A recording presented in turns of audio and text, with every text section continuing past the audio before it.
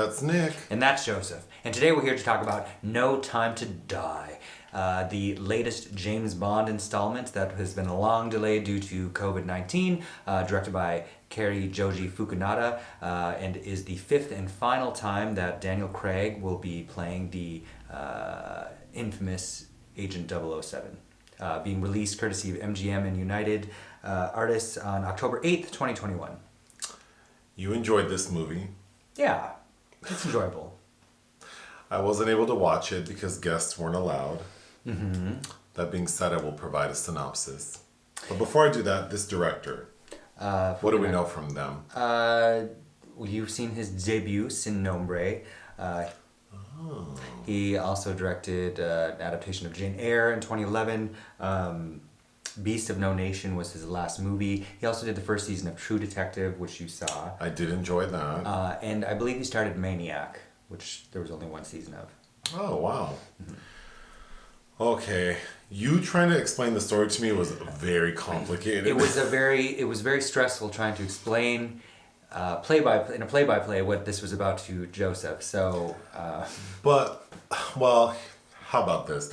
Fortunately, I think all James Bond films follow the same formula, which is there's a woman and a villain, and James Bond is in the middle of it. And the same is true for this one. Essentially, there's more women and more villains. Right. Lots of double crossing. But I'm going to approach it that way. Okay. So in the center is James Bond, who we find retired and married to some lady. No, Madeleine Swann. Okay. Seydoux. Okay. Who was Inspector, which you've seen but don't remember any of. No. Okay, there are two villains. One is played by the man from Inglourious Bastards. Christoph Waltz, playing Blofeld. Who we know from Spectre. He's like the head of Spectre, which is like a bad group of people. A criminal organization, a nefarious criminal organization. So there's Christoph Waltz, and then there's Rami Malek. Mm-hmm. Okay, Christoph Waltz is incarcerated thanks to James Bond, so he's mad. Okay, then Rami Malek, he's mad because Spectre is responsible for the death of his father. His whole family. His entire family. Okay, so we have these two mad people. James Bond is married. He goes one day to visit the grave of some other woman he was in love with. Okay, he's on vacation in Italy with his wife Madeleine, and he wants to go visit the grave of Vesper Lind, played by Ava Green from Casino Royale. It's notable for all the motifs going on in the film. While he's there, he's under attack. But he's like, well, no one knew I was going to be here except my wife. Mm-hmm. So now he's suspicious of her. And then he sees on her phone, she's getting a call from Spectre. So now he's like, I can't trust this bitch. He puts her on a train to nowhere, and we fast forward 5 years. Mm-hmm. Okay. James Bond's retired, but he decides to get back in the game because he finds out that the 007 moniker has been given to someone else, another MI6 agent played by a black lady. Lashana Lynch. Okay. That's part of it. He's approached simultaneously by her and two CIA agents played by Jeffrey Wright and Billy Magnussen. And he's friends with the Jeffrey Wright character, who are looking for a Russian scientist that survived a secret biochemical lab blown up in London, and he was abducted by Spectre. Christoph Waltz ends up getting fucked up, right? Rami Malek ends up getting fucked up. But in the process, Daniel Craig gets fucked up. So they all gone.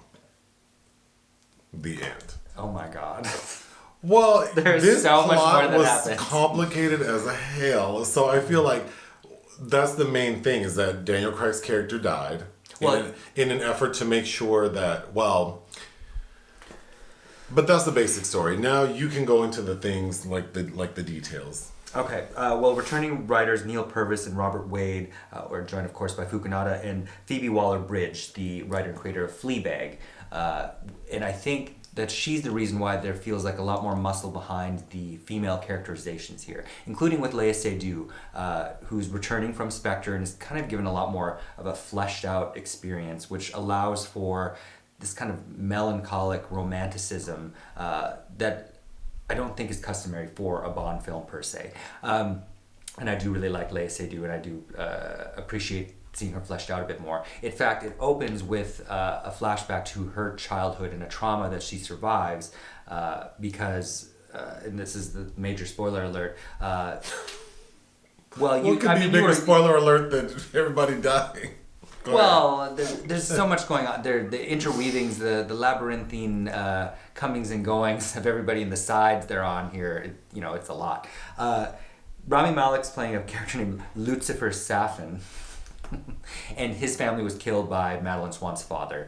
But the opening of No Time to Die, which is a very lifetimey title, by the way, how that plays out, he takes pity on her and lets her live. And I think Rami Malek is probably the biggest problem I have with the film because he shows up very late. He isn't given any room to be fleshed out. He feels very stretched thin, and also doesn't seem age appropriate because the man that's wearing this strange Japanese mask in Madeleine Swann's home seems to be a full-grown man, and then here we are 3 decades later, and it's Rami Malek with a little pepper in his hair and some mottled skin. Like, that just doesn't add up to me. That said, I also like Lashana Lynch, who you never saw Captain Marvel, but she's the faux lesbian friend of Brie Larson in that movie. I really liked that we have women this time around, and more than one, that isn't automatically vetted by Bond or seems to be interested in that at all. I do think it gets a little bit silly because she's assigned his 007 number and they're kind of squabbling over that, and then suddenly towards the end she, feels a friendship towards him and says, I want him to be reinstated with that number, whatever. But I liked her. Naomie Harris is coming back as Moneypenny and Ben Whishaw as Q and Ralph Fiennes as M. All of them kind of they play little parts here and there, but really don't have anything to do with all these new characters. There's a nice showdown in Cuba where we learned that the weaponry here is a manufactured virus played by, of course, a Russian scientist that's here in the form of a Danish actor played by David Dencik that targets people specifically using their DNA, but of course, in the wrong hands, that spells out, mass genocide, basically. Some interesting things going on there. Oh, in Cuba, we have Ana de Armas, who I think has a very sweet role as an agent named Paloma, that she only shows up for that moment, but I like her and it's interesting. I think if you aren't really into Bond films but watch them anyway, it's probably like watching the Super Bowl, so you're there for the femme fatales and the original theme song. Billie Eilish's No Time to Die is fine. I did like the opening credit sequences. They have some nice moments of DNA formed through bullets, which I liked, which is basically what this film is about. I'm trying to think of what there's some excellent chase sequences. It's shot by Ben Richardson, who sorry, no, it's not. I'm forgetting who shot this film. Oh, it's shot by Linus Sandgren. The look, the feel of it, it's got a very meaty narrative.